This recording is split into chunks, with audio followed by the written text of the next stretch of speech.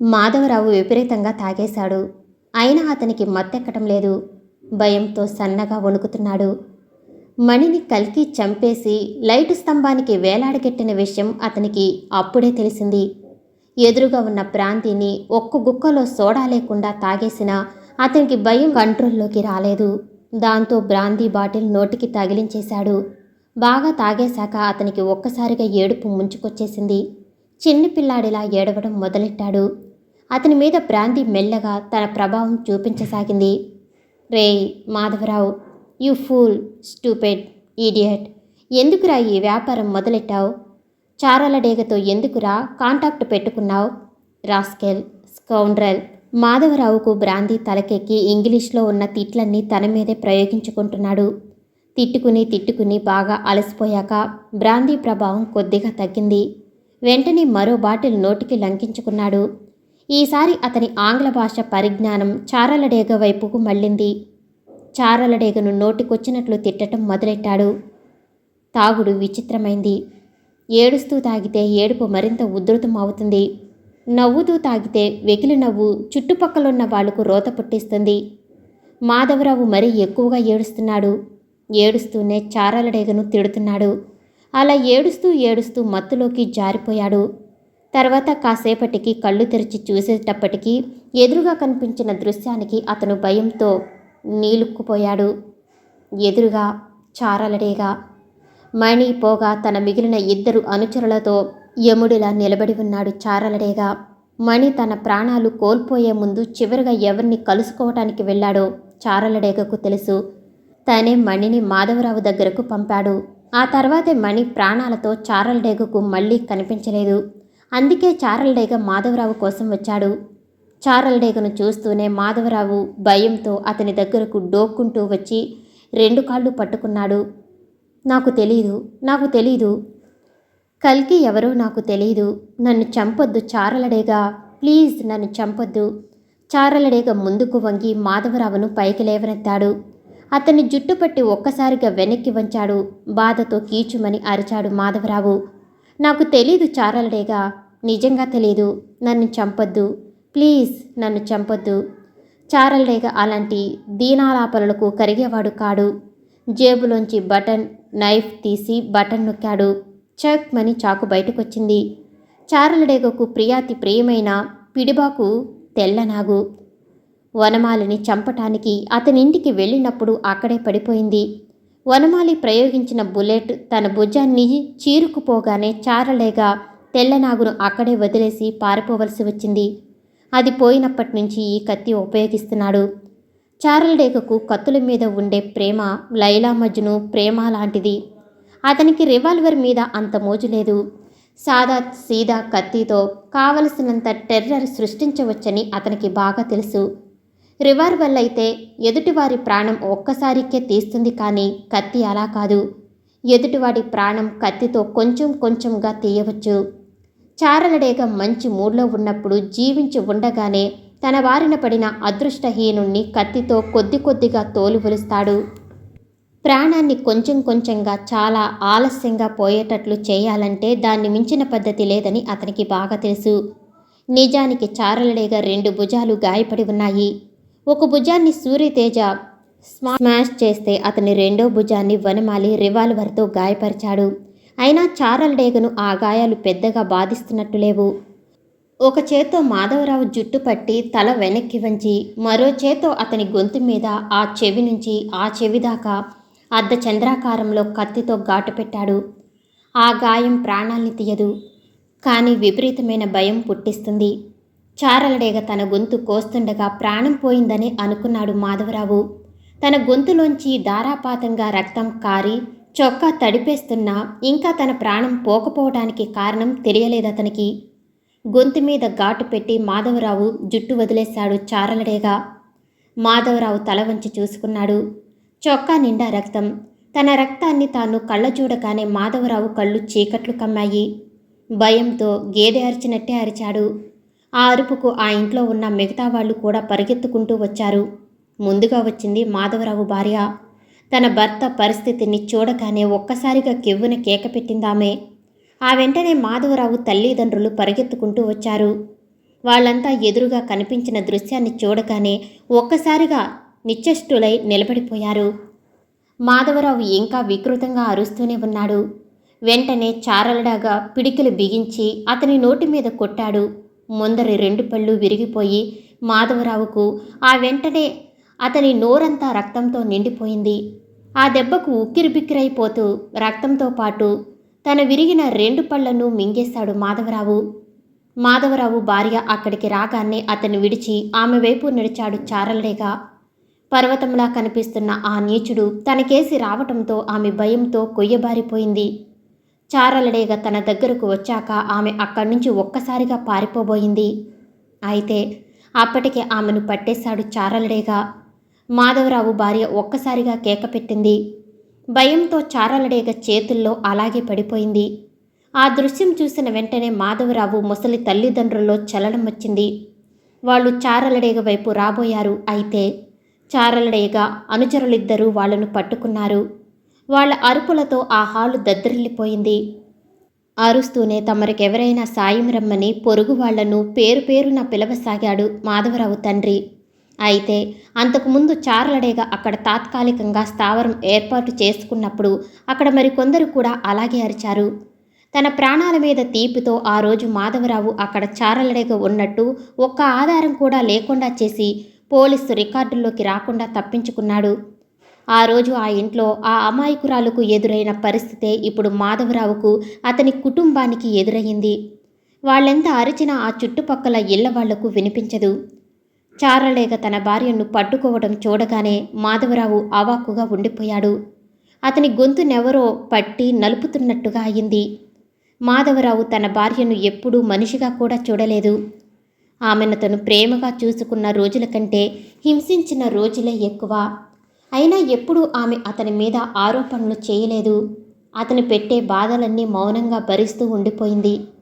హఠాత్తుగా ఆమె నా స్థితిలో చూడగానే మాధవరావుకు ఆమె తన భార్యనన్న సంగతి గుర్తుకొచ్చింది. ఎక్కడో గుండెల్లో ఏ మూలో కదలాడుతున్న ప్రేమ ఒక్కసారిగా పొంగువచ్చింది. పరిగెత్తుకుంటూ వెళ్ళి చారలడేగ 2 కాళ్ళు పట్టుకున్నాడు. ప్లీజ్, ఆమె నా భార్య, ఏం చేయకండి. అతని గొంతు బాధతో పూడుకుపోయి కీచుగా వినిపించింది. చారలడేగ తన కాలితో అతన్ని డొక్కలో తన్నాడు. బాధతో మాధవరావు ఉండలు చుట్టుకుపోయాడు. అయినా అతని కాళ్ళు వదలలేదు. ప్లీజ్, కల్కి ఎవరో నాకు నిజంగా తెలీదు. అతను నా దగ్గరకొచ్చేటప్పుడు ముసుగులో వచ్చాడు. అయినా కల్కిని పట్టుకోవటానికి మార్గం నేను చెబుతాను. దయచేసి నా భార్యను వదిలేయండి అన్నాడు. చారలడేగ చటుక్కున ఆమెను వదిలేశాడు. అతని కళ్ళు విచిత్రంగా మాధవరావును పరిశీలించి చూశాయి. చారలడేగ తన భార్యను విడిచిపెట్టడం చూసి మాధవరావుకు ధైర్యం కలిగింది. ప్రమాణం చేస్తున్నట్టుగా తన తల మీద చెయ్యి వేసుకున్నాడు. కల్కి ఎలా దొరుకుతాడో మీకు చెప్పగలను. దయచేసి మమ్మల్ని వదిలేయండి అన్నాడు దీనంగా. ఎంత తెలివిగలవారైనా, ఎన్ని శక్తి సామర్థ్యాలున్నా కేవలం అనుభవం లేకపోవటం వల్ల కొందరు ఘోరమైన పొరపాట్లు చేస్తారు. కల్కి చేసిన పొరపాటు కూడా అలాంటిదే. హోటల్ కుష్ హాల్లో మణికి స్పృహ పోగొట్టాక అతన్ని తీసుకుపోవటానికి మనుషుల్ని పంపమని కల్కి సంగుదరకు ఫోన్ చేశాడు. ఆ ఫోన్ చేయటం మాధవరావు ఎదురుగానే జరిగింది. మాధవరావు ఆ ఫోన్ చేసిన నెంబర్ గుర్తుపెట్టుకున్నాడు. ఆ రోజు సాయంత్రానికల్లా పోలీసు వర్గాలు, ప్రజలు, ప్రభుత్వము అందరూ గగ్గోలు పడిపోయే సంఘటనలు జరిగాయి. ఆ రోజు పోలీసులకు నగరంలో 7 శవాలు దొరికాయి. మొదటి శవం మణిది. అబిడ్స్లో లైట్ పోల్కు వేలాడదీయబడి దొరికింది. 2 శవాలు రాష్ట్రంలో అత్యంత బాధ్యతాయుతమైన పదవులలో ఉన్న 2 వ్యక్తులవి. ఒకరు హోమ్ మినిస్టర్, మరొకరు ఐజీ. వాళ్ళిద్దరూ హఠాత్తుగా తమ తమ ఇళ్లల్లోంచి మాయమయ్యేసరికి పోలీసులు వెంటనే పరిశోధనకు పూనుకున్నారు. వాళ్ళు ఉపయోగించిన కార్ల విషయం బయటపడింది. ఆ కార్ల నెంబర్లు ఆధారంగా పరిశోధన సాగించారు. వాటిల్లో ఒకటి ఒక పార్కు పక్కనే రోడ్డు పక్కగా దొరికింది. అది హోంమంత్రి వాడిన కారు. పోలీసులు మరింత పరిశోధన చేసిన మీదట నగరంలోని ఓ మారుమూల కాలనీలో ఒక ఇంటి ఆవరణలో 2వ కారు దొరికింది. ఆ ఇంట్లోనే హోంమంత్రి, ఐజీల శవాలు దొరికాయి. ఆ ఇంట్లో ఎవరూ దొరకలేదు. అయితే చారలడేగతో పాటు అతని అనుచరుల వేలిముద్రలు ఆ ఇంట్లో చాలా దొరికాయి. అటు హోమ్ మినిస్టర్, ఐజీల కోసం పోలీసులు గాలిస్తుండగానే ఇన్స్పెక్టర్ వనమాలి మరో 4 శవాలను కనిపెట్టాడు. అతని సూర్యతేజ పిలుచుకుపోయి తనను బంధించిన చోటుగా చూపిన ఇంట్లోనే దొరికాయా శవాలు. చారలేగ తను అనుచరుడైన మణిని పట్టుకోవటానికి కల్కికి సాయం చేసిన మాధవరావును కుటుంబ సమేతంగా హత్య చేశాడు. సంగుదొర టెలిఫోన్లో ఎవరితోనో మాట్లాడుతున్నాడు. ఆ గదిలో మరెవరూ లేరు. అయినా ఏదో రహస్యం మాట్లాడుతున్నట్టుగా మెల్లగా ఫోన్లో చెబుతున్నాడాయన. ఇక మీరు అజ్ఞాతవాసంలో ఎక్కువ రోజులుండవలసిన పనిలేదు. అన్నీ చక్కబడే సూచనలు కనిపిస్తున్నాయి. ఈ రాత్రికి అన్ని ఏర్పాట్లు చేస్తాను. సూర్యతేజకు అంతా చెప్పేస్తాను. దివ్యను నేను కలుసుకుంటాను. అవునవును, ఇప్పటి వరకు ఆ అమ్మాయిని నేను కానీ స్వరాజ్యలక్ష్మి కానీ కలుసుకోనే లేదు. ఇప్పుడు సమయం వచ్చింది. మీరేం బెంగపడకండి. అవతల నుంచి వినిపిస్తున్న మాటలు శ్రద్ధగా కాసేపు విన్నాడు సంగుదర. సరే సరే, బెంగపడవద్దన్నానుగా. అన్నీ చక్కబడతాయి. ఈ రాత్రి వరకు ఓపిక పట్టండి. అవును, ఇలాంటి విషయాలను దాచటం వల్ల ప్రయోజనం లేదు. ఫోన్ పెట్టేస్తున్నాను అని రిసీవర్ క్రెడిట్ చేశాడు సంగుదర.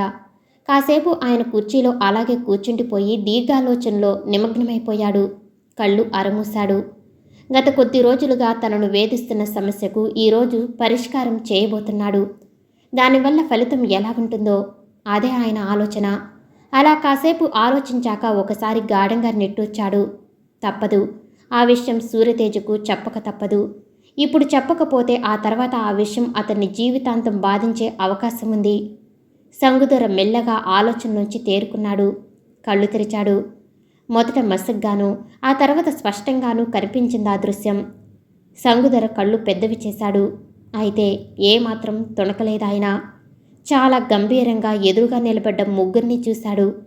ఏమాత్రం తొట్రుపడకుండా తన కుర్చీలోంచి లేచి నిలబడ్డాడు. ఎదురుగా చారలడేగా. దివ్యకు చాలా ఆందోళనగా ఉంది. సూర్యతేజ మొన్నటి నుంచి కనిపించటం లేదు. హఠాత్తుగా ఎక్కడికి పోయాడో అర్థం కావటం లేదు. నిన్నంతా అతని కోసం కళ్ళు కాయలు కాచేలా ఎదురుచూసింది. సూర్యతేజ ఎంతకు రాకపోయేసరికి విసుగు పుట్టి తనకు తోడుగా వసంతను రప్పించుకుంది. ఆ రాత్రి వసంత దివ్యకు తోడుగా అక్కడే పడుకుండిపోయింది. ఆ రెండో రోజు ఉదయమే ఆమె మళ్ళీ తన ఇంటికి వెళ్ళిపోయింది. అప్పట్నుంచి ఒంటరిగానే ఉండిపోయింది తను. ఆ రోజు రాత్రి కూడా సూర్యతేజ ఇంటికి రానేలేదు. వసంతను కూడా పిలవబుద్ధి పుట్టలేదు. ఆ రోజు చాలా ఒంటరిగా ఫీల్ అయింది తను. ఆ రాత్రి సరిగ్గా నిద్రపోలేదామే. మళ్ళీ ఏవేవో భయాలు ఆవరించుకోసాగాయి. అది కష్టం మీద తెల్లవారింది. తెల్లవారినప్పటి నుంచి మళ్ళీ సూర్యతేజ కోసం ఎదురుచూసి కూర్చుంది. ఆ రోజు సాయంత్రంలోగా సూర్యతేజ తిరిగి రాకపోతే పోలీస్ కంప్లైంట్ ఇవ్వాలనుకుంది. అలా ఆలోచిస్తూనే వరండాలోకి వెళ్ళింది. పోలీసులు ఇంకా ఆ ఇంటిని కాపలా కాస్తూనే ఉన్నారు. తమలో రాము మాట్లాడుకుంటున్న ఆ కానిస్టేబుల్నే చూస్తూ కాసేపు స్తబ్దుగా కూర్చుంది. తర్వాత ఇంట్లోకి వెళ్ళి రేడియో ఆన్ చేసింది. రేడియోలో ఉదయం పూట ప్రాంతీయ వార్తలు వస్తున్నాయి. ఈరోజు ఉదయం సుమారు 6 గంటల ప్రాంతంలో ఆబిడ్స్లో ఒక వీధి దీపానికి వేలాడదీసిన ఒక శవాన్ని పోలీసులు స్వాధీనం చేసుకున్నారు. గత కొద్ది కాలంగా జంట నగరాల్లో భయోత్పాతం సృష్టించిన అంతర్రాష్ట్రీయ నేరస్తుడు చారల్డేగకు ముఖ్య అనుచరుడైన మణి అనేవాడిగా పోలీసులు ఆ శవాన్ని గుర్తించారు. కల్కి అనే వ్యక్తి మణిని చంపినట్లుగా శవం జేబులో దొరికిన ఒక కాగితం వల్ల తెలుస్తుంది. మొన్న ఇన్స్పెక్టర్ వనవాలి మీద చారల్డేగ హత్యా ప్రయత్నం చేసినప్పుడు ఈ కల్కి అనే వ్యక్తి ఇన్స్పెక్టర్ చారల్డేగ బారి నుంచి తప్పించుకోవడానికి సహకరించిన సంగతి శ్రోతలకు తెలుసు. రేడియోలో మణిని గురించిన వివరాలు ఇంకా ఏవేవో చెబుతున్నారు. అయితే దివ్య వినటం లేదు. మణిని చంపేశారా? కల్కి ఎవరు? ఆమెకు మణి క్రూరమైన ముఖం గుర్తుకొచ్చి ఒళ్ళు జలధరించింది. మణికి తగిన చావే అది. దివ్యకు హఠాత్తుగా చాలా భయం వేసింది. ఒక్కసారి సూర్యతేజ తనకు దగ్గరగా ఉంటే ఎంత బావుండేది. ఆమె మనసు సూర్యతేజ కోసం తహతహలాడసాగింది. గత అనుభూతులు గుర్తుకొచ్చి ఆమె మనసు భయంతో రెపరెపలాడింది. సూర్యతేజ తనకు తోడుగా ఉంటే ఈ భయాన్ని మరిపించగలిగి ఉండేవాడు. ఎక్కడికి వెళ్ళాడు సూర్యతేజ? దివ్య రేడియో ఆఫ్ చేసి సూర్యతేజ గదిలోకి వెళ్ళింది. టేబుల్ మీద సూర్యతేజ ఫోటో ఉంది. కాసేపు ఆ ఫోటోని చూస్తూ కూర్చుంది. పరధ్యానంలో ఆమె చేతివేళ్లు బల్ల సొరుగును లాగుతూ మోయసాగాయి. కాసేపు అలా చేశాక ఆమె అప్రయత్నంగా డ్రాయర్ బయటికి లాగి అందులోకి చూసింది. హఠాత్తుగా ఉలిక్కిపడింది. చప్పున అందులో కనిపించిన వస్తువును చేతిలోకి తీసుకుంది. ఆ వస్తువును పట్టుకున్న ఆమె చేతివేళ్లు మెల్లగా వణుకుతున్నాయి. నల్లగా తళతళా మెరుస్తుందది. సూర్యతేజ రివాల్వర్ ఎప్పటినుంచి వాడటం నేర్చుకున్నాడు? హఠాత్తుగా ఆమె ఒళ్ళు భయంతో గగురు పొడిచింది. చారలడేగ సంగుధరను సూటిగా చూస్తున్నాడు. అతని ముఖం మహా వికృతంగా ఉంది. క్రోధంతో పెదవులు వంకర తిరిగిపోతున్నాయి. సంగుధర భయపడలేదు. భయం అన్న పదానికి అర్థం ఆయనకు తెలియదు. ఆ సమయంలో ఆ ఇంట్లో సంగుధర ఒక్కడే ఉన్నాడు. అక్కడ ఏం జరుగుతున్నా చుట్టుపక్కల ఉన్న వాళ్లకు తెలియటానికి వీల్లేని విధంగా ఉన్న ఆ ఇంటిని కావాలని ఎన్నుకున్నాడు సంగుధర. ఇప్పుడు చారలడేగా తననేం చేసినా బయట ప్రపంచానికి తెలియదు. ఆయన శిష్యులందరూ చారలడేగ గురించిన సమాచారం ఏదైనా ఉంటే సంపాదించటానికి బయటికి వెళ్లారు. కాబట్టి సమయానికి ఎవరూ రారని ఆయనకి తెలుసు. సంగుధర పెదవుల మీద సన్నని చిరునవ్వు మెదిలింది. శబాష్, ఈ చోటును నువ్వు తెలుసుకున్నావన్నమాట. నేరుగా ఇక్కడికే వచ్చి నిన్ను వెతికే పని తప్పించావు.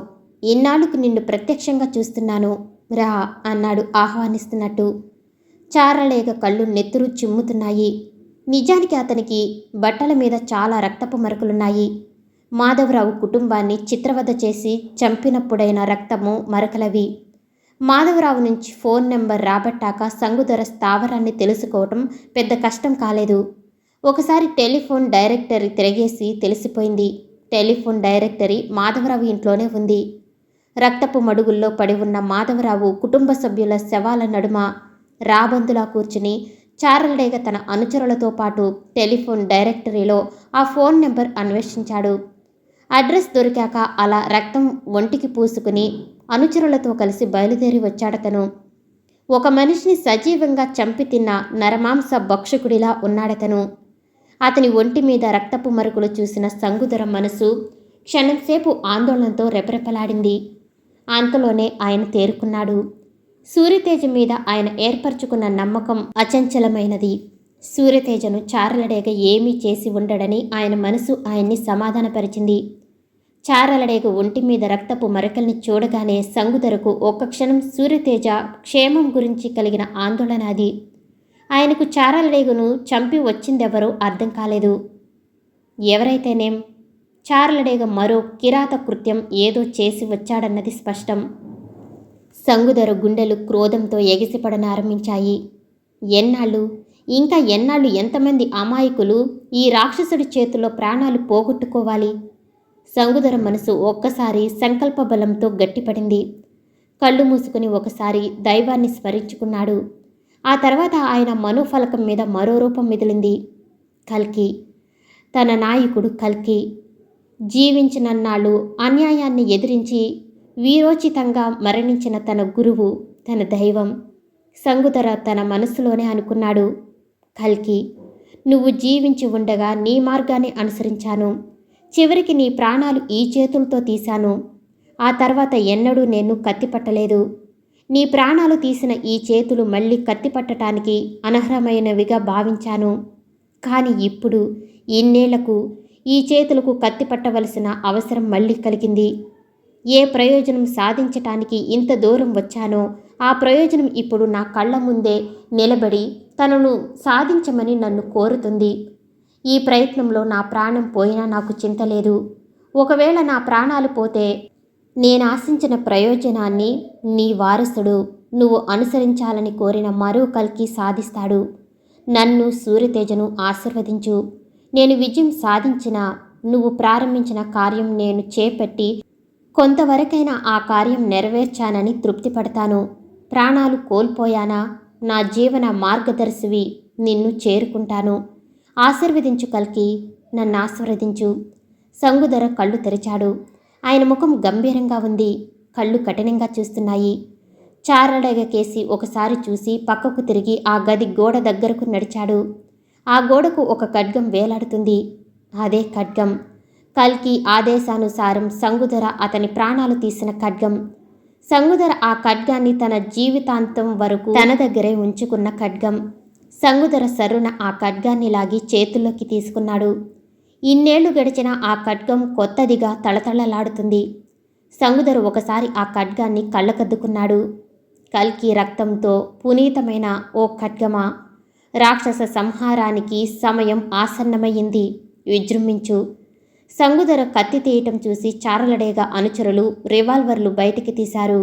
అయితే చారలడేగ వాళ్లను అడ్డుకుని సంగుదర కేసి ఆసక్తిగా చూశాడు. అతని పెదవుల మీద భయంకరమైన చిరునవ్వు ప్రత్యక్షమయ్యింది. సంగుదర కత్తి చూసి ముందుకు దూకాడు. సమయం గడుస్తున్న కొద్దీ దివ్యకు ఆందోళన అధికం కాసాగింది. సూర్యతేజ ఇంకా రానేలేదు. సూర్యతేజ డెస్క్లో రివాల్వర్ చూసినప్పటి నుంచి ఆమె మనసు పరిపరి విధాలా పోతుంది. సూర్యతేజ రివాల్వర్ ఉపయోగించగలడని ఆమెకు తెలుసు. హైదరాబాదులోని షూటింగ్ క్లబ్ ఒక దాంట్లో సూర్యతేజకు మెంబర్షిప్ ఉంది. సరదాగా అతనక్కడ షూటింగ్ ప్రాక్టీస్ చేస్తాడు. అతనికి రివాల్వర్ ఉంచుకోవటానికి లైసెన్స్ కూడా ఉంది. కానీ సూర్యతేజ వాడే రివాల్వర్ ఆ క్లబ్లోనే ఒక లాకర్లో భద్రంగా ఉంచుతాడు. ఇది ఆ రివాల్వర్ కాదు. సూర్యతేజ కొత్త రివాల్వర్ ఎప్పుడు కొన్నాడు? బహుశా చారలడేగ ఉదంతం ప్రారంభమైన తర్వాత సూర్యతేజ తనకు తెలియకుండా ఈ రివాల్వర్ తీసుకున్నాడేమో. అలా ఆలోచిస్తున్నా ఆమెకు ధైర్యం మాత్రం కలగటం లేదు. గడియారం టకటకా చప్పుడు చేసుకుంటూ తన పని తాను చేసుకుపోతుంది. సాయంత్రం దాకా ఎదురు చూస్తుంది దివ్య. సూర్యతేజ జాడలేదు. చివరికి పోలీస్ కంప్లైంట్ ఇవ్వటానికే నిర్ణయించుకుందామే. భారంగా లేచి టెలిఫోన్ దగ్గరకు నడిచింది. రిసీవర్ చేతిలోకి తీసుకుని డయల్ చేయసాగింది. గుమ్మములో అడుగుల చప్పుడు వినిపించింది. దివ్య చివాలున తల తిప్పి చూసింది.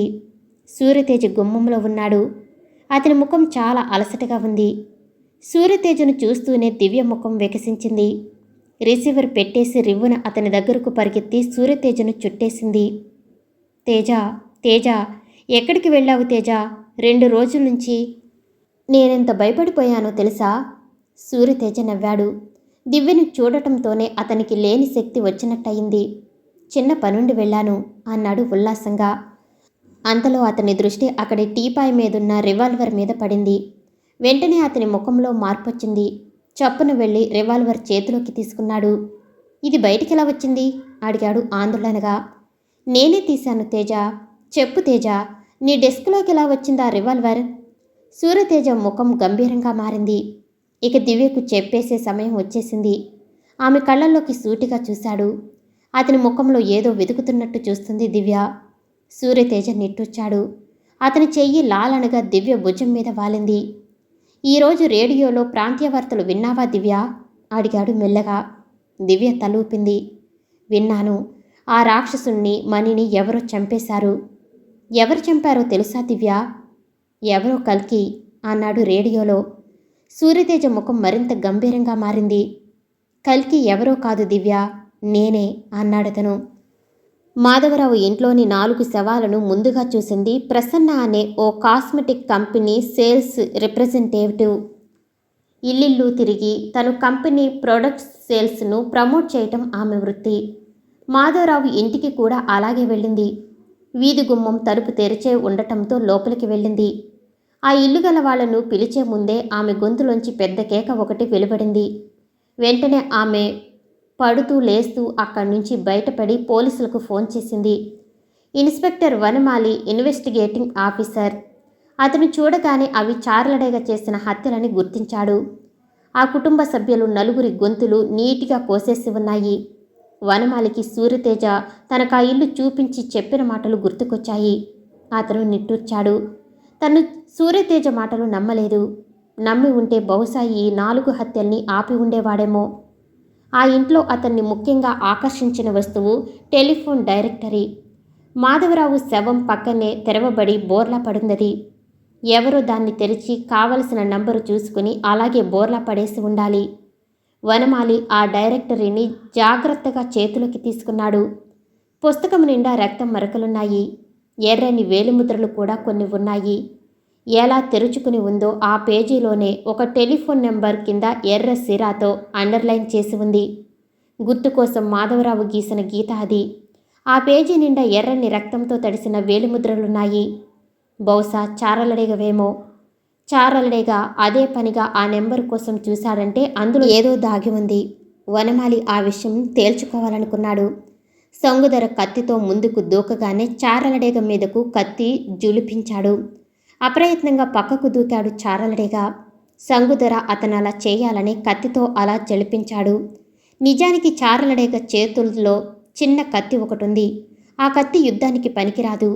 అధర్మ యుద్ధం చేయటం సంగుదరకు ఏమాత్రం ఇష్టం లేదు. చారలడేగ దూకిన వైపు గోడ మీద మరో కత్తి వేలాడుతుంది.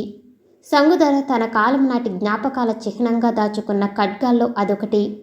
మరుక్షణం ఆ కత్తి చారలడేగ చేతుల్లో ఉంది. కత్తి తన చేతుల్లోకి రాగానే పెద్దగా అరుస్తూ రివ్వున ముందుకు వెళ్లి సంగుదరను ఎదుర్కొన్నాడు చారలడేగ. అతని అనుచరులిద్దరూ వినోదం చూస్తున్నారు. నిజానికి చారలడేగకు కత్తి సాములో సంగుదరకున్నంత ప్రజ్ఞ లేదు. కానీ సంగుదరకు లేని 2 గుణాలు అతని పక్షాన ఉన్నాయి. ఒకటి వయస్సు. సంగుదర కన్నా చారలడేగ వయస్సులో చాలా చిన్నవాడు. చురుగ్గా కదలగలడు. అతనిది జంతుబలం. 2 విపరీతమైన క్రౌర్యం. అంతటి క్రౌర్యం సంగుదరలో లేదు. అయినప్పటికీ సంగుదర చారలడేగతో సమానంగా కత్తి తిప్పగలుగుతున్నాడు.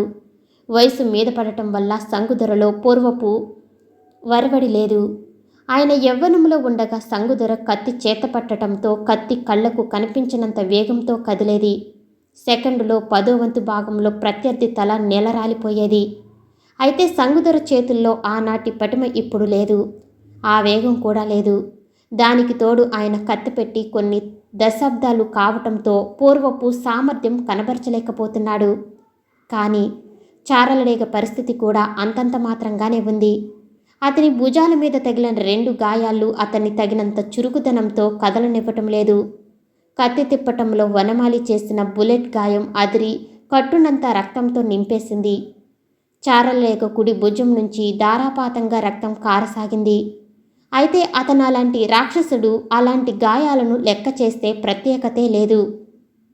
సంగుదర గాలిలో కత్తి గిరగిరా తిప్పుతూ చారలడేగ కంఠాన్ని గురి చూసి కొట్టాడు. అయితే అతను ఆ వ్రేటు నుంచి ఒడుపుగా తప్పించుకుని తన కత్తితో సంగుదర కాళ్ళు నరకపోయాడు. ఊహించలేనంత వేగంగా కదిలాడు సంగుదర. అతను ఒక్కసారిగా పైకెగిరి చారలడేగ వేసిన వేటు నుంచి తప్పించుకోవటమే కాదు, విసురుగా తన మోకాలితో అతని ముఖం మీద కొట్టాడు. చారలడేగ ముఖం అదిరిపోయింది. ముక్కులోంచి రక్తం రాసాగింది. మాధవరావు కుటుంబ సభ్యులను హత్య చేసిన రక్తం, భుజం అదిరి ధారాపాతంగా కారిపోతున్న రక్తం, ముక్కులోంచి కారుతున్న రక్తం. చారలడేగ రక్తపు ముద్దలా భయంకరంగా ఉన్నాడు. సంగుదర కొట్టిన దెబ్బతో కొద్ది క్షణాలు అచేతనుడయ్యాడు అతను. అయితే సంగుదర ఆ అవకాశాన్ని వినియోగించుకోలేకపోయాడు. దానికి కారణం చారలడేగను మోకాలితో కొట్టగానే సంగుదర తానే వెనక్కి తూలి కింద పడిపోవడమే. పడగానే వృద్ధాప్యం వల్ల ఒక పట్టాన లేవలేకపోయాడు సంగుదర. ఆ కారణం చేత ఇద్దరూ కాస్త సమయం తీసుకుని ఒకసారి లేచి నిలబడటానికి ప్రయత్నించారు. ఆ ప్రయత్నంలో క్షణంలో 10వ వంతు ఆలస్యం చేశాడు సంగుదర. అది చాలు చారలడేగకు. సంగుదర మళ్ళీ కత్తి తన మీదకు విసిరే లోపలే చారలడేగ తన కత్తితో ఆయన భుజం మీద వేశాడు వేటు. రాక్షస బలంతో కూడిన వ్రేటది. కెవ్వున కేక పెట్టాడు సంగుదర. ఆయన కుడి చెయ్యి పూర్తిగా తెగిపోయి కత్తితో సహా దూరంగా పడింది. కూలిపోయాడు సంగుదర. చారలడేగ విజయగర్వంతో పిచ్చికేక పెట్టాడు. మరుక్షణం కత్తి గిరగిరా తెప్పి సంగుదర కంఠానికి గురి చూసి వేశాడు. అంతే, సంగుదర తల ఎగిరి అవతల పడిపోయింది. స్వరాజ్యలక్ష్మి సంగుదర శిష్యురాలు ఇద్దరిని వెంట తీసుకుని బజారు నుంచి కొన్ని సామాన్లు తేవటానికి వెళ్ళింది. సామాను తీసుకుని ఇంటికి తిరిగి రాగానే కనిపించిన దృశ్యం చూసి ఒక్కసారిగా వెర్రికేక పెట్టింది. సంగుదర శరీరం 3 ముక్కలై నేల మీద పడి ఉంది. తల ఒకవైపు, మండం ఒకవైపు, కుడి చెయ్యి ఒకవైపు దూరంగా పడి ఉన్నాయి. అక్కడ నేలంతా రక్తంతో అలికినట్టుగా అయిపోయింది. ఒక మహావీరుడు అంతరించాడు. తన గురువును చంపిన బాధతో అజ్ఞాతవాసంలోకి వెళ్ళిపోయి తను బ్రతికి ఉన్నాడని కూడా ప్రజలకు తెలియటం ఇష్టపడని ఒక అభిమానధనుడు శాశ్వతంగా లోకము నుంచే అజ్ఞాతవాసం చేయటానికి ఎక్కడికో వెళ్ళిపోయాడు. 70 ఏళ్ల వయసులో శత్రువుతో హోరాహోరీ పోరాడుతూ ఆ పోరాటంలోనే ప్రాణాలు కోల్పోయిన మహావీరుడు సంగుదర. ఆయన మరణంతో దేశం ఒక చరిత్ర పురుషుణ్ణి కోల్పోతే స్వరాజ్యలక్ష్మి తన తండ్రిని కోల్పోయింది. బాబా అని పిచ్చిగా అరుస్తూ గుమ్మంలోనే కుప్పకూలిపోయింది. ఆమె వెంట ఉన్న 2 యువతులు మొదట ఆ భయంకర దృశ్యం చూసి భయపడిపోయినా తర్వాత వెంటనే తమను తాము అదుపులో తెచ్చుకుని స్వరాజ్యలక్ష్మిని మరో గదిలోకి తీసుకెళ్లి ఆమె ముఖం మీద నీళ్లు చిలకరించారు. కాసేపటికి స్వరాజ్యలక్ష్మి స్పృహలోకొచ్చింది. స్పృహలోకి వచ్చిన తర్వాత ఆమె ఏడవలేదు. మనసు అగ్నిగుండంలా మండిపోతున్న కళ్ళ వెంట ఒక్క చుక్క రాలేదు. విపరీతమైన వేదనకు గుర్తు ఆ స్థితి. స్వరాజ్యలక్ష్మి మెల్లగా ఒక యువతకేసి చూసింది. శూన్యంలోకి చూస్తున్నట్టుగా ఉన్నాయి ఆమె చూపులు. నిస్సత్తువుగా శవం మాట్లాడుతున్నట్టుగా కదలాయి ఆమె పెదవులు. సూర్యతేజను పిలవండి అందామే. అది వేడుకోలు కాదు, ఆజ్ఞ. ఆ యువతులు తల ఊపారు. సరిగ్గా అదే సమయంలో గుమ్మం దగ్గర అలికిడి వినిపించింది. ఇన్స్పెక్టర్ వనమాలి నిలబడి ఉన్నాడక్కడ. సూర్యతేజ చెప్పిన కథంతా విన్నాక దివ్య కళ్ళ నిండా నీళ్లు తిరిగాయి. ఇప్పుడు చెప్పు దివ్య, ఏ క్షణంలో ప్రాణాలు పోతాయో తెలియని నన్ను నమ్ముకుని నీ జీవితం కష్టాల పాలు చేసుకోవటం మంచిదంటావా? నేను నీకు ఏమాత్రం తగను దివ్య. ఇంత ప్రమాదకరమైన కార్యాన్ని చేపట్టిన నేను నీకు జీవితంలో ఎలా తోడు రాగలను చెప్పు. నువ్వు సముచితమైన నిర్ణయం తీసుకోవటం మంచిది అన్నాడు సూర్యతేజ. దివ్య కన్నీళ్లు తుడుచుకుని నవ్వింది. సముచితమైన నిర్ణయమే తీసుకున్నాను తేజ. ఇప్పుడు కాదు, ఎప్పుడో తీసుకున్నాను.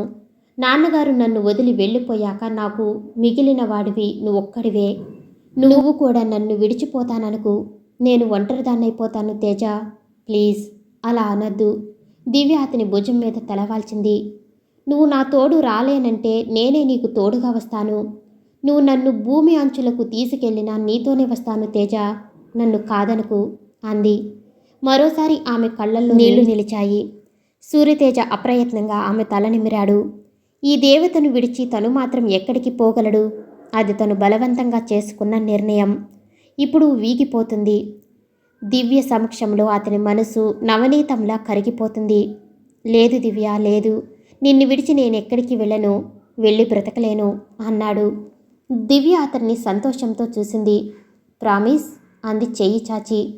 సూర్యతేజ ఆమె చేతిలో చెయ్యి వేశాడు. ప్రామిస్ అన్నాడు. దివ్య కళ్ళు మెరిశాయి. అయితే పద, మీ అమ్మగారిని సంగుధరును నేను చూడాలి అంది ఉత్సాహంగా. వాళ్ళిద్దరూ ఆ ఇల్లు చేరుకునేసరికి ఆ ప్రదేశమంతా పోలీసులతో నిండి ఉంది. చాలామంది జనం అక్కడ గుమిగూడి ఉన్నారు. సూర్యతేజకు ఏం జరిగిందో తెలియకపోయినా అతని మనసు వెంటనే ఏదో కీడు శంకించింది. జనాన్ని తోసుకుంటూ లోపలికి వెళ్ళాడు. పోలీసులు ఎవరిని లోపలికి రానివ్వటం లేదు. లోపల ఏం జరిగిందో అక్కడ చేరిన జనానికి కూడా తెలియదు. సూర్యతేజ లోనికి పోబోతుండగా పోలీసులు అతన్ని కూడా అడ్డుకున్నారు. నన్ను లోపలికి పోనివ్వండి అరిచాడు సూర్యతేజ. అంతలో ఇన్స్పెక్టర్ వనమాలి అక్కడికొచ్చి లోపలికి రావటానికి ప్రయత్నిస్తున్న సూర్యతేజను చూశాడు. నిజానికి సూర్యతేజకు ఆ ఇంటితో సంబంధం ఏమిటో వనమాలికి తెలియదు. స్వరాజ్యలక్ష్మి అతనికేమీ చెప్పలేదు. సూర్యతేజను పిలవండి, సూర్యతేజను పిలవండి అని మాత్రం చాలాసార్లు చెప్పింది. అతని లోపలికి రానివ్వండి అన్నాడు వనమాలి. సూర్యతేజ దివ్య చెయ్యి పట్టుకుని లోపలికి వెళ్ళాడు. అతని గుండెలు అదురుతున్నాయి. ఏం జరిగింది ఇన్స్పెక్టర్ అడిగాడు. వనమాలి భుజాలెగరేశాడు. సూర్యతేజ వైపు విచిత్రంగా చూస్తూ చెప్తాను, ముందు మీరు లోపలికి రండి అని వాళ్లను లోపలికి పిలుచుకుపోయాడు. సంగుతుర శవఖండాలను పోలీసు ఫోటోగ్రాఫర్లు ఫోటోలు తీస్తున్నారు. ఆ దృశ్యాన్ని చూడగానే సూర్యతేజ నిశ్చేష్టుడై నిలబడిపోయాడు. అతని కాళ్ళలో బలం క్షీణించినట్టుగా అనిపించి గోడను ఓతగా చేసుకుని నిలబడ్డాడు. అతని ముఖంలోంచి రక్తం తీసేస్తున్నట్టుగా అయిపోయి ముఖమంతా తెల్లగా పాలిపోయింది. దివ్య ఆ భయంకర దృశ్యం చూడగానే భరించలేనట్టు ముఖం పక్కకు తిప్పుకుంది. ఆమెకు ఒక్కసారిగా కళ్ళు తిరుగుతున్నట్టుగా అనిపించాయి. ఎలా జరిగింది? అతి కష్టం మీద అనగలిగాడు సూర్యతేజ. అతని గొంతు వణుకుతుంది. ఎలా జరిగిందో తెలియదు, కానీ ఈ హత్య చారలడేగ చేశాడని ఖచ్చితంగా చెప్పగలను అన్నాడు వనమాలి. చారలడేగ? సూర్యతేజ పిడికిళ్ళు బిగుసుకున్నాయి. చారలడేగ రాలేనిదెక్కడకు? చివరికి సంగుధరును కూడా పొట్టను పెట్టుకున్నాడంటే అతనికి ఎందుకు నమ్మబుద్ధి కావటం లేదు. కానీ సంగుధర శవం ప్రత్యక్షంగా కనిపిస్తుంటే బలవంతంగా నమ్మవలసి వచ్చింది. నాకు తెలిసి చారలడేగ ఈరోజు చేసిన 5వ హత్య ఇది అన్నాడు వనమాలి. ఐజీ హోమ్ మినిస్టర్ల హత్యల గురించిన సమాచారం అతనికి ఇంకా అందలేదు, కాబట్టి 5 హత్యలే అన్నాడు. బై మిస్టర్ సూర్యతేజ, ఆ రోజు మీరా ఇల్లు చూపించి ఆ ఇంటికి చార్లడేగకు సంబంధం ఉందని చెప్పినప్పుడు నేను మీ మాట నమ్మలేదు. I'm sorry for that. ఆ రోజు నేను మీ మాట నమ్మి ఉంటే బహుశా ఇన్ని హత్యలు జరగకుండా ఉండేవేమో. మీ స్టేట్మెంట్ నమ్మకపోవటం నా సర్వీసులో నేను చేసిన ఘోరమైన పొరపాటు, హృదయపూర్వకంగా అన్నాడు వనమాలి. అతనికింకా విచారంగానే ఉంది. సూర్యతేజకేం వినిపించటం లేదు. సంగుదరును చారలడేగ చంపేశాడన్న విషయం మెల్లగా జీర్ణించుకుంటున్నాడతను. అతనికి హఠాత్తుగా తల్లి గుర్తుకొచ్చింది. అమ్మా, మా అమ్మ ఎక్కడా అన్నాడు గొణుకుతున్నట్టు. వనమాలికి అర్థం కాలేదు. అమ్మా అన్నాడు ఆశ్చర్యంగా. సూర్యతేజ చొప్పున అక్కడి నుంచి కదిలాడు. పక్క గదిలోకి పరిగెత్తాడు. ఆ గదిలో స్వరాజ్యలక్ష్మి రాయిలా కూర్చుని ఉంది. అమ్మా అని పిలుస్తూ సూర్యతేజ ఆమె దగ్గరకు ఒక్క అంగలో వెళ్ళాడు. తలెత్తి చూసింది స్వరాజ్యలక్ష్మి. సూర్యతేజ ఆమెకు ఎదురుగా నేల మీద కూర్చున్నాడు. అమ్మా, నన్ను క్షమించు. నేనుండి లాభం లేకపోయింది. తాతయ్య ప్రాణాలు కాపాడలేకపోయాను అన్నాడు దీనంగా. స్వరాజ్యలక్ష్మి కొడుకు వైపు సూటిగా చూసింది. ఆమె ముఖం చాలా కఠినంగా ఉంది. కానీ కళ్ళు ఇంకా వాత్సల్యంతో నిండి ఉన్నాయి. మెల్లగా చెయ్యెత్తి సూర్యతేజ తల మీద వేసింది. సూర్యతేజ ఆమె కంఠం ఒక్కసారిగా కంగుమంది. ఆమె గొంతులో కాఠిన్యం చూసి సూర్యతేజ ఆశ్చర్యపోయాడు. స్వరాజ్యలక్ష్మి మెల్లగా ఒక్కొక్క పలుకు స్పష్టంగా ఒత్తి ఒత్తి పలికింది. సూర్యతేజ, నేను నీ తల్లిని. నిన్ను 9 నెలలు మోసి కన్న తల్లిని. తల్లి రుణం తీర్చటం నీ బాధ్యత. నీకీ తల్లి రుణం తీర్చాలని ఉంటే, నిన్ను నేను పెంచకపోయినా నన్ను నీ తల్లిగా స్వీకరించి ఉంటే నేనడుగుతున్న మాట చెల్లించు. ఆ ముగ్గురు బ్రతికి ఉండటానికి వీల్లేదు. ఏ విధంగా అయితే వాళ్ళు నా తండ్రి తల నరికారో వాళ్ళ ముగ్గురి తలలు అలాగే నరికి తెచ్చి నా ముందుంచు. అప్పటిదాకా నువ్వు నాకు కనిపించకు. ఇది నా ఆజ్ఞ. చేవ ఉంటే చెల్లించు. ఆయన నీ మీద ఉంచిన నమ్మకం వమ్ము చేయకు. వెళ్ళు. తల్లి మాటలకు సూర్యతేజ నరాల్లోకి మెల్లగా సత్తువ రాసాగింది. ముఖం మందారంలా ఎర్రబడింది. 2 చేతులతోనూ తల్లి పాదాలు తాకుతూ అన్నాడు. నువ్వు నా కన్న తల్లివి కావటం నా అదృష్టవమ్మా. ప్రమాణం చేసి చెప్తున్నాను. నీ మాట చెల్లిస్తాను. పాతాళంలో దాగి ఉన్నా సరే ఆ రాక్షసుల తలలు తెచ్చి నీ ముందుంచుతాను. అతను తల్లి మొహంలోకి చూశాడు. ఆవిడ కళ్ళు దివిటిల్లా వెలుగుతున్నాయి. వెళ్ళిరా అంది వణుకుతున్న కంఠంతో. సూర్యతేజ లేచి నిలబడ్డాడు. తల్లికి నమస్కరించి వెనక్కి తిరిగి ముందుకు పోబోతూ ఆగిపోయాడు. అతని వెనకే నిలబడి ఉంది దివ్య. స్వరాజ్యలక్ష్మి తన కొడుక్కిచ్చిన ఆజ్ఞ ఏమిటో ఆమె కూడా విన్నది. ఆమె కళ్ళ నిండా నీళ్లు నిండి ఉన్నాయి. సూర్యతేజ ఆమె ముఖంలోకి సూటిగా చూశాడు. అతని ముఖం సంకల్ప బలంతో కఠినంగా మారిపోయింది. దివ్య తల ఊపింది. ఆమె కళ్ళు ఆర్తిగా అతన్నే చూస్తున్నాయి. వెళ్ళిరా తేజ, మీ అమ్మ ఇచ్చిన ఆజ్ఞ నెరవేర్చు అన్నట్టుగా ఉన్నాయి ఆమె చూపులు. సూర్యతేజ ఆమె భుజం మీద చెయ్యి వేసి ధైర్యం చెబుతున్నట్టుగా తట్టాడు. తర్వాత అక్కడి నుంచి బయటికి వెళ్ళిపోయాడు. వెళ్లబోతున్న అతన్ని ఇన్స్పెక్టర్ వనమాలి అడ్డగించపోయాడు. మిస్టర్ సూర్యతేజ, ఎక్కడికి వెళుతున్నారు? మీ నుంచి స్టేట్మెంట్ తీసుకోవాలి అంటున్నాడతను. సూర్యతేజ అతన్ని తోసుకుంటూ ముందుకు వెళ్ళిపోయాడు. స్టాప్ హిమ్ అరిచాడు వనమాలి. కానిస్టేబుల్ సూర్యతేజను అడ్డుకున్నాడు. దివ్య గబగబా వనమాలి దగ్గరికెళ్ళింది.